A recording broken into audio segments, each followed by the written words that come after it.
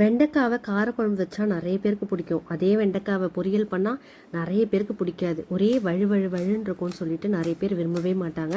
அதே வெண்டைக்காயில் முட்டை பொடி மாஸ் பண்ண போகிறேன். சூப்பராக எம்மியாக இருக்கும். வாங்க எப்படி பண்ணுறதுன்னு ஷேர் பண்ணுறேன். ஒரு பேனில் கொஞ்சமாக எண்ணெய் போட்டு ஒரு ஸ்பூன் சீரகம் போட்டு, சீரகம் பொரிஞ்சதுக்கப்புறமா 4 பல் பூண்டு தட்டி போட்டு, கொஞ்சமாக கருவேப்பிலை, ஒரு 10-15 சின்ன வெங்காயம், ஒரு ஸ்பூன் மிளகாய்த்தூள், ஒரு ஸ்பூன் மல்லித்தூள், கொஞ்சம் போல் மஞ்சத்தூள் போட்டு 2 பெரட்டி விடுவோம். ஒரு 2 மினிட்ஸ் வதங்கினதுக்கப்புறமா பொடியாக கட் பண்ணி வச்சுருக்கேன் வெண்டைக்காவை அதில் ஆட் பண்ணிடலாம்.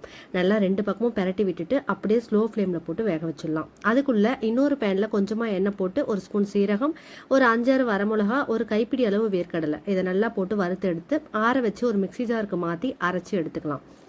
இதுக்குள்ளே இந்த வெண்டைக்காய் பார்த்திங்கன்னா சூப்பராக குக்காய் வந்துடுச்சு. அந்த வெண்டைக்காய்க்கு நடுவில் ஒரு குழி பறிச்சுக்கலாம். ஏன்னா அதில் தான் நம்ம முட்டையை உடச்சி ஊற்ற போகிறோம்.